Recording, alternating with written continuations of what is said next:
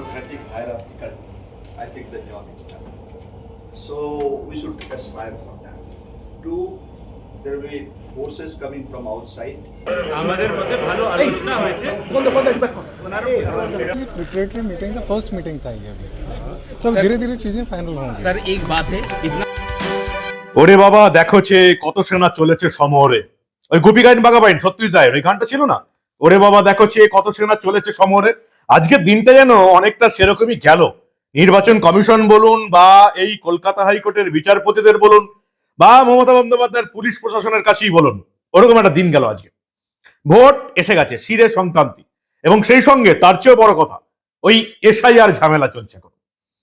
এবার সেই প্রতিবেদনটা আপনারা বুঝতেই পারছেন, যেটা আপনারা বলেন কত নাম বাদ গেল, কত নাম বাদ গেল বা আজকের কি পরিস্থিতি সেটা তো বলবোই। তার আগে দেখে নি দুটো পরপর মিটিং ছিল আজকে, একটা হাইকোর্টে এবং একটা সুপ্রিম কোর্টে। অবিশ্বাস্য কিছু ঘটনা গত কয়েকদিনে ঘটেছে, আপনারা জানেন, যেটা ভারতবর্ষের বাকি 11টা রাজ্য কেন্দ্রশাসিত অঞ্চলে হয়নি, সেটা আমাদের রাজ্যে হয়েছে। এসআইআর এর নথি চেক করবে বিচার বিভাগীয় আধিকারিকরা। বিভিন্ন জেলা থেকে সেশন জাজদের তৈরি করা হয়েছে। কলকাতায় বিচারপতিরা তৈরি হয়েছেন, প্রাক্তন বিচারপতিদের নাম এসছে। অনেকে মনে করছেন যে বিচারপতিরাও তো অনেকে তৃণমূলের হয়ে চলে, অতটা সোজা ব্যাপার হবে না। যেভাবে ইআরও এবং এই আরোরা মমতা বন্দ্যোপাধ্যায়ের সরকারি কর্মীরা যেভাবে বাদরামিটা করছিলেন, এবার সেটা হবে না। কারণ বিচারপতিরা যারা থাকবেন, বিচারক যারা থাকবেন, সেশন জাজ যারা থাকবেন, এই রেজিস্ট্রার জেনারেল যারা থাকবেন, তাদেরকে কলকাতা হাইকোর্টের উপর এবং সুপ্রিম কোর্টের উপর তাদের একটা দায়িত্ব আছে, দায়িত্ব থাকবে, কৈফিয়ত দিতে হবে, এত সহজে হবে না। এবার নথি যাচাইয়ের কাজ কিন্তু আজ থেকে শুরু হয়ে গেছে, কাল থেকে কিন্তু আসল খেলা শুরু হয়ে যাবে। মঙ্গলবার আসল খেলা শুরু হয়ে যাবে।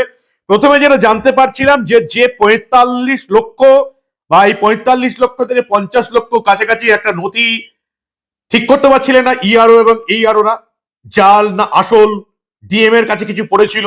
সেই 45 থেকে 50 লক্ষ যাচাই করবেন এই বিচার বিভাগীয় আধিকারিকরা, এটা প্রথমে জানতে পেরেছিলাম। আজকে জানতে পারলাম যে শুধু এই 45-50 লক্ষ নয়, প্রায় 70 লক্ষ নথি নাকি তারা যাচাই হবে। অর্থাৎ যারা বাদ চলে গেছে, যারা শুনানিতে আসেনি, কি কি হয়েছে না হয়েছে, প্রায় 65 থেকে 70 লক্ষ নথি নাকি যাচাই হবে। দুটো বৈঠক হলো, একটা কলকাতা হাইকোর্টে একটা বৈঠক আমরা দেখলাম। হাইকোর্টের সেই বৈঠকে অনেকেই ছিলেন। প্রধান বিচারপতি কলকাতা হাইকোর্টের সুজয় পাল ছিলেন, বিচারপতি তপব্রত চক্রবর্তী ছিলেন, বিচারপতি অরিজিৎ বন্দ্যোপাধ্যায় ছিলেন, রেজিস্ট্রার জেনারেল ছিলেন, রাজ্যের মুখ্য সচিব নন্দিনী চক্রবর্তী, বিভিন্ন জেলার প্রশাসনিক আধিকারিক, জেলা বিচারকরা। অভূতপূর্ব একটা পরিস্থিতি, এর আগে আজ পর্যন্ত কোনোদিন হয়নি যে বিচারক বিচারপতিদের কলকাতা হাইকোর্টে বসতে হচ্ছে ভুয়ো ভোটারের নথি চেক করার জন্য।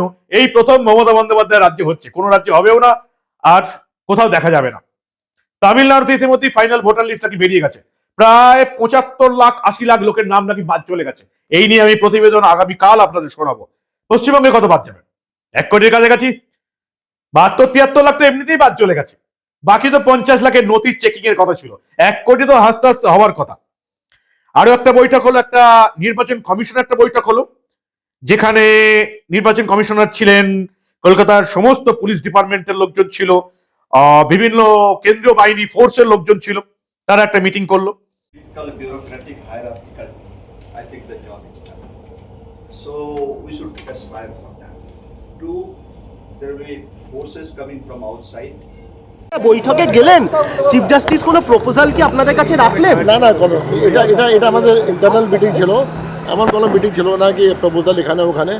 আর লাস্ট কোশ্চেন স্যার, জেলা জজ বিচারকদের কি কোনো এসওপি দেওয়া হচ্ছে এই কাজের জন্য? এসওপি ওটা তো আপনার যে অনলাইন সফটওয়্যার আছে, অনলাইন পোর্টাল আছে, ওর মধ্যে সব আছে, এসওপিটাও আছে। ও তো সকালে ট্রেনিং হয়ে গেছে। আচ্ছা আচ্ছা, এটা একটা সিম্পল একদম পোর্টাল আছে, হ্যাঁ, যেখানে আপনি সব ডকুমেন্ট দেখতে পারবেন, সব দেখতে পারবেন, ডিসিশন লিখতে পারবেন, আছে। তাহলে স্যার বলতে পারি কাল থেকে পুরোদমে শুরু হয়ে যাবে, বলতে পারি কাল থেকে পুরোদমে বিচারকরা কাজ শুরু করতে পারবেন? আমি একটু দেখে পরে বলবো, হতে পারে কি আজ থেকে আরম্ভ হয়ে যাবে। আজ থেকে আরম্ভ, ওকে স্যার, থ্যাংক ইউ।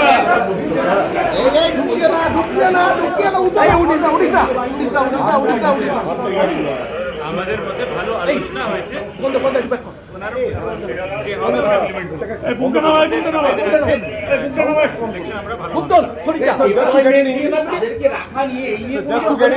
সবকিছু ন্যাচুরালি যখন আলোচনা হচ্ছে তো এইসব কবে থেকে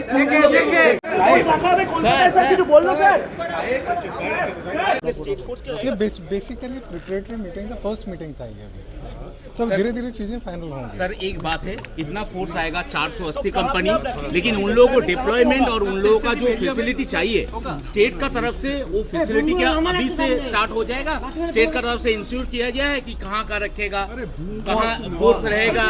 वो अभी जब हम डिप्लॉयमेंट फाइनल करेंगे उसके बाद में होगा कि कहाँ रहेगा। अभी तक कुछ फाइनल नहीं हुआ। अभी डिप्लॉयमेंट ही फाइनल नहीं हुआ है। स्टेट का तरफ से कुछ पहले जो इलेक्शन हुए हैं उसमें देखा गया है कि जो लोकल जो पुलिस स्टेशन है वो जो फोर्स है उनको कंट्रोल करते हैं। इस बार भी ऐसा ही होगा कि इस बार कुछ अलग होगा? उसके ऊपर में नो कमेंट्स अभी। सर क्या हुआ नहीं हुआ उसके ऊपर में अभी कोई कमेंट्स नहीं है। आज क्या हुआ? डिप्लॉयमेंट नहीं फाइनल हुआ है, उसके लिए फिर मीटिंग हुआ। फोर्स ये तो आना प्रिपरेटरी चालू मीटिंग था, नहीं अभी आना चालू नहीं हुआ है। এবং সেখান থেকে যে কথা উঠে এলো আজকের দিনের সবচেয়ে বড় খবর, অন্তত আমার কাছে গতকাল অবধি আমি আপনাদের বলেছিলাম কেন্দ্রীয় বাহিনী আসছে। প্রথমেই 10ই মার্চের মধ্যে 480 কোম্পানি কেন্দ্রীয় বাহিনী আসবে, তারপর ভোটের সময় তো হাজার হাজার কেন্দ্রীয় বাহিনী আসবে। কিন্তু আমি আপনাদের বলেছিলাম কেন্দ্রীয় বাহিনীর দায়িত্ব কার হাতে থাকে তার উপর নির্ভর করছে আদৌ কেন্দ্রীয় বাহিনী এনে লাভ আছে কিনা। এর আগে বিভিন্ন ভোটে 21-এর বিধানসভা ভোটে, 24-এর লোকসভা ভোটে কেন্দ্রীয় বাহিনী এনে কিছু লাভ হয়নি। আপনারা জানেন কেন্দ্রীয় বাহিনী কি কি করেছিল। যেখানে যেখানে ঝামেলা হয়নি সেখানে সেখানে রুট মার্চ করেছে, মুর্শিদাবাদের হাজারদুয়ারিতে ঘুরে বেরিয়েছে, বিভিন্ন হোটেলে বিভিন্ন ধাবাতে বসে খাবার সাটিয়েছে, কাজের কাজ কিচ্ছু হয়নি। কেন হয়নি তার কারণও আপনারা জানেন। কেন্দ্রীয় বাহিনীর দায়িত্ব যদি মমতা বন্দ্যোপাধ্যায় পুলিশের হাতে থাকে তাহলে সেই কেন্দ্রীয় বাহিনী 480 কোম্পানি কেন 480 কোম্পানি কেন্দ্রীয় বাহিনী এনেও কোনো লাভ হবে না। এবার কেন্দ্রীয় বাহিনী কার দায়িত্ব থাকবে? প্রথমে শুনেছিলাম ডিজির দায়িত্ব থাকবে, সাধারণত তাই হয়, রাজ্য পুলিশের ডিজির হাতেই কেন্দ্রীয় বাহিনী থাকে। আর ডিজির হাতে থাকা মানেই বুঝতেই পারছেন সমস্ত জেলার এসপিদের হাতে, সেই এসপিদের সূত্রে সমস্ত থানার ওসিদের হাতে। ফলে কাজের কাজ কিচ্ছু হবে না। তৃণমূল থেকে সেই সমস্ত কেন্দ্রীয় বাহিনীকে আগেও ম্যানেজ করা হয়েছে, এবারও ম্যানেজ করা হবে। আজকে সন্ধ্যায় দেখলাম একটা নতুন খবর, যেটা খুব ভালো লাগলো। আজকের দিনের সবচেয়ে গুরুত্বপূর্ণ খবর এখন অব্দি যেটা জানতে পারছি, কেন্দ্রীয় বাহিনীর দায়িত্বে থাকবে নির্বাচন কমিশন। নির্বাচন কমিশনের বিশেষ পর্যবেক্ষকরাই কেন্দ্রীয় বাহিনীর দায়িত্বে থাকবে। এটা ভোটের শেষ অব্দি, কাউন্টিং এর শেষ অব্দি যদি এই সিদ্ধান্ত বজায় থাকে তাহলে জানতে হবে এবার কেন্দ্রীয় সরকার বা কেন্দ্রীয় স্বরাষ্ট্র মন্ত্রক সত্যি এই রাজ্যে ফ্রি অ্যান্ড ফেয়ার ইলেকশন করাতে চায়। আমি দেখতে চাই ভোটের গণনার শেষ দিন অব্দি, শুধু গণনার শেষ দিন নয়, এই রাজ্যে সেন্ট্রাল ফোর্স গণনার পর আরো 10 দিন থাকতে হবে। সেন্ট্রাল ফোর্স নির্বাচন কমিশনের হাতে থাকবে, বিশেষ নির্বাচনী পর্যবেক্ষকদের হাতে থাকবে। এটা আজ অব্দি সিদ্ধান্ত হয়েছে। বেশ কিছু জায়গা যেগুলো স্পর্শকাতর বুথ, স্পর্শকাতর এলাকা, সেখানে সেন্ট্রাল ফোর্স ওই মার্চের 3-4 তারিখের মধ্য থেকেই, তার আগে থেকেও হতে পারে, রুট মার্চ শুরু করে দেবে। এটা একটা বড় খবর। রাজ্যের অ্যাডভোকেট জেনারেল আজকেও নির্বাচন কমিশনকে সমালোচনা করেছেন। তারা বলেছেন অন্য রাজ্যের বাড়ি, বাংলার বাড়ি সমগ্র প্রকল্পের নথি গ্রহণ করা হচ্ছে, আমাদের রাজ্যে অবৈধ বলা হচ্ছে কেন? অর্থাৎ পারলে স্বাস্থ্যসাথী কার্ডটাও নথি হিসাবে গ্রহণ করে। রাজ্যের অ্যাডভোকেট জেনারেল কিশোর দত্ত বলছেন কেন বাংলার বাড়ি, মমতা বন্দ্যোপাধ্যায় বাংলার বাড়ি দিয়েছে, তাদেরকে বাংলার বাড়ি দিয়েছে। আরে অধিকাংশ তৃণমূলের নেতাই বাড়ি পেয়েছে, আচল উপভোক্তা তোরাই পেয়েছে। সেই বাংলার বাড়ি দেওয়া হয়েছে, সেই সার্টিফিকেট নাকি নথি হিসেবে গ্রহণযোগ্য নিতে হবে। ভাবুন একবার, রাজ্যের অ্যাডভোকেট জেনারেল কথাটা একবার ভাবুন। ফলে যেটুকু আমরা দেখতে পাচ্ছি, সুপ্রিম কোর্টের নির্দেশে দুটো বৈঠক হলো। আগামী কাল থেকে, মঙ্গলবার থেকে 70 লক্ষ নথি পরীক্ষার কাজ শুরু হয়ে যাবে। 28শে ফেব্রুয়ারি ফাইনাল ভোটার তালিকা বেরোবে। 4 দিনে 70 লক্ষ নথি কি করে দেখা হবে প্রশ্ন উঠে গেছে। কিন্তু নির্বাচন কমিশনকে সুপ্রিম কোর্ট পরিষ্কার নির্দেশ দিয়েছে 28শে ফেব্রুয়ারি যা যা পরীক্ষা হবে বার করবেন ফাইনাল ভোটার লিস্ট, তারপরে যেগুলো বেরোবে অ্যাডিশনাল ভোটার লিস্টে যাবে সেগুলোকে যোগ করে দেবেন। ইতিমধ্যে দেখতে পাচ্ছি আজকে 202টা লগ ইন আইডি তৈরি হয়েছে, অর্থাৎ 202 এই যে সেশন জাজ, বিচারপতি, বিচারক যারা আছেন তারা আজ থেকে কাজ শুরু করে দিয়েছেন। লজিক্যাল ডিসক্রিপেন্সি 70 লক্ষ নথি চেক হবে। কি ভাবছেন মমতা বন্দ্যোপাধ্যায় সবাইকে ম্যানেজ করতে পারবে? অত সোজাতে এবার হবে না। 72-73 লাখ এমনি বাদ চলে গেছে, আরো আশা করছি 25-30 লাখ হাসতে হাসতে বাদ যাবে। আমাদের এখানেও প্রায় 90 লাখ 1 কোটি নাম বাদ যাওয়ার কথা এখন অব্দি। শেষ অব্দি কি হয় সেটাই দেখার। আজকে প্রধান বিচারপতির সঙ্গে বৈঠকের পর বিভিন্ন বিচারকই বলছেন যে 4 দিনে 70 লক্ষ নথি দেখা সম্ভব, এটা একটা অবিশ্বাস্য ব্যাপার। কমিশন থেকে বলা হয়েছে কাজ চলছে, সুপ্রিম কোর্টের নজিরবিহীন নির্দেশ, যতটা নথি চেক হবে তাদেরকে ফাইনাল ভোটার লিস্ট 28 ফেব্রুয়ারি প্রকাশিত হবে, যেগুলো বাকি থাকবে সেগুলোর কাজ আগামী 10 দিন চলবে, তারপর additional voter list, final voter list বের হবে। প্রধান বিচারপতি পরিষ্কার জানিয়ে দিয়েছেন যে, হাইকোর্টের প্রধান বিচারপতি পরিষ্কার জানিয়ে দিয়েছেন যে সুপ্রিম কোর্টের নির্দেশের বাইরে কোনো পদক্ষেপ করা হবে না। নথি যাচাইয়ের ক্ষেত্রে যে পোর্টাল কমিশন তৈরি করেছে সেটাও দেখতে হবে, আপলোড, নথি যাচাই, মুছে ফেলা, সমস্ত কিছু এই বিচারপতিরা, সেশন জাজরা দেখবেন। 70 লক্ষ মানুষের তো নথি যাচাই হবে। আর কি হবে?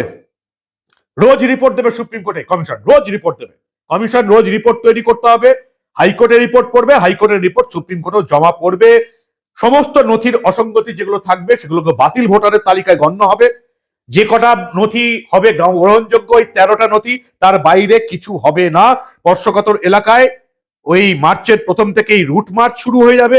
সেন্ট্রাল বাহিনীর প্রত্যেকটা গাড়িতে এবার জিপিএস থাকবে, এটাও আজকে সন্ধ্যার বড় খবর। সেন্ট্রাল বাহিনীর যে গাড়ি থাকবে প্রত্যেকটা জায়গায় জিপিএস থাকবে, ট্র্যাক করবে নির্বাচন কমিশন যে সেন্ট্রাল ফোর্সের গাড়ি কোথায় আছে, কিভাবে আছে, কেন আছে, নির্বাচন কমিশন এটা দেখবে। 28 তারিখে ফাইনাল ভোটার লিস্ট, বাকি 10 দিনের মধ্যে সমস্ত স্ক্রুটিনি শেষ করে অতিরিক্ত ফাইনাল ভোটার লিস্ট প্রকাশ হবে। আশা করা যাচ্ছে এটা আর কদিন লাগবে, মার্চের হয়তো প্রথম সপ্তাহটা লাগবে ফাইনাল ভোটার লিস্ট প্রকাশ করতে। ফলে বোঝা যাচ্ছে যে এই যে পিছিয়ে গেল ভোটের দিনক্ষণ কিন্তু পিছুতে পারে। ফলে 3 দফায় ভোট আদৌ নির্বাচন কমিশন করাতে পারবে কিনা সেটাও এখন দেখার। মনে হচ্ছে নির্বাচন কমিশন অর্থাৎ আমাদের এখানে নির্বাচনী আধিকারিকের দপ্তর মনোজ আগরওয়াল যেটা বলেছিলেন 1 দফায় আমরা ভোট করাতে পারি, সেটাই মনে হয় মুখ্য নির্বাচন কমিশনার জ্ঞানেশ কুমারকে মেনে নিতে হবে, ম্যাক্সিমাম হয়তো 2 দফা। সেটাও এখন আলোচনার বিষয়, এখনো ফাইনাল কিছু হয়নি। আজকে প্রধান বিচারপতি সুজয় পাল পরিষ্কার বলেছেন 70 লক্ষ নথি চেক হবে। নির্বাচন কমিশনকে সুপ্রিম কোর্ট যেমন বলে দিয়েছে সেই অনুযায়ী হবে। আজকে অদ্ভুত জিনিস দেখলাম, বিচারকদের ক্লাস নিল কমিশন। স্বাভাবিক ব্যাপার, বিচারকদের তো এরকমের নথি চেকিং এর অভিজ্ঞতা নেই। এই প্রথমবার আমাদের রাজ্যে এরকম একটা অদ্ভুত সিচুয়েশন তৈরি হয়েছে সৌজন্যে মমতা বন্দ্যোপাধ্যায়। কি মনে হচ্ছে মমতা বন্দ্যোপাধ্যায় কত ভোটারকে, ভুয়ো ভোটারকে ভোটার তালিকায় রাখতে পারবেন? এটা একটা বড় ব্যাপার। ঠিক যেভাবে তিনি কলকাতা পুলিশকে নামিয়ে দিয়েছেন, কলকাতা পুলিশের স্পেশাল ব্রাঞ্চকে নামিয়ে দিয়েছেন, সমস্ত ভোটার যাদের নাম বাদ গেছে তাদের নামে যেমন without any verification, without any checking domicile certificate তৈরি করে দেওয়ার ব্যবস্থা হচ্ছে। কতজন ভুয়ো ভোটারকে রাখতে পারেন তৃণমূল কংগ্রেস, রাখতে পারে, সেটাও এখন দেখার। বিচারপতিরা মিটিং করলেন, স্বরাষ্ট্র সচিব, ডিজি, কলকাতার পুলিশ কমিশনার সবাই আজকে এলেন, দেখতে পাচ্ছেন সেই ছবি। এবং আজকে নীতি নির্ধারণ বৈঠক হলো, একটা বৈঠক, তারপর ল অ্যান্ড অর্ডার অর্থাৎ ভোটের বৈঠক হলো, দুটো পরপর বৈঠক, খুব গুরুত্বপূর্ণ বৈঠক হয়ে বললাম না। ওরে বাবা দেখো কত সেনা চলেছে সমরে। ভার্চুয়াল প্রশিক্ষণ হচ্ছে, বিচারকদের প্রশিক্ষণ নিচ্ছে কমিশন, প্রশিক্ষণ দিচ্ছে বিচারকদের, ক্লাস নিচ্ছে কমিশন, এটাও দেখতে হলো বেশ ভালো। অর্থাৎ নথি চেকিং এ যাতে কোনো রকম কোনো সন্দেহ বা দ্বিধা না থাকে, বিচারকদের, বিচারপতিদের এই যে লিগ্যাল সেল, বিচার বিভাগীয় যারা আধিকারিক, তাদের যাতে কোনো রকম কোনো ভুল না হয় সেজন্য আজকে বিচারকদের ক্লাস নিয়েছে নির্বাচন কমিশন। কত নাম বাদ যাবে? 72 লাখ 73 লাখ এমনি বাদ চলে গেছে। তারপরে 50 লাখের নথি চেকিং এর ব্যবস্থা ছিল, এবং তাদের মধ্যে আপনারা জানেন প্রায় 25 লাখের নথি কি করা হবে, বাদ দেওয়া হবে কি বাদ দেওয়া হবে না, ইআরও এবং এইআরওরা সিদ্ধান্ত নিতেই পারেনি। আমার হিসাবে আজও 2 মাস ধরে বলে আসছি 1 কোটির বেশি বা 1 কোটির কাছাকাছি যদি ভুয়ো ভোটার বাদ না যায় তাহলে জানতে হবে এই রাজ্যে সঠিকভাবে এসআইআর হলো না। আমি আজকেও সেই একই মত দিচ্ছি। এবার জিজ্ঞেস করুন আপনারা কত ভোটার বাদ যাচ্ছে। আশা করা যাচ্ছে এখনো যারা নির্বাচন কমিশন, নির্বাচন আধিকারিকের দপ্তর কভার করে যে সমস্ত সাংবাদিকরা, তারা এখনো অনুমান করছেন। এখন তো আমরা অনুমান করতে পারি যতক্ষণ না ফাইনাল ভোটার লিস্ট বের হচ্ছে। এখনো অনুমান করছেন তারা 90-95 লাখ 1 কোটির কাছাকাছি এটা দাঁড়াবে আশা করা যাচ্ছে। কি বলবেন আপনারা? আপনাদের মূল্যবান এবং গুরুত্বপূর্ণ মতামত জানান দা নিউজ বাংলার কমেন্ট সেকশনে। দেখতে থাকুন দা নিউজ বাংলা। আমরা আবার এই রাজ্যে ঘটে যাওয়া ভোটার তালিকা সংশোধন নিয়ে, এসআইআর নিয়ে, এইরকম অনেক ঘটনায় চেপে রাখতে দেব না।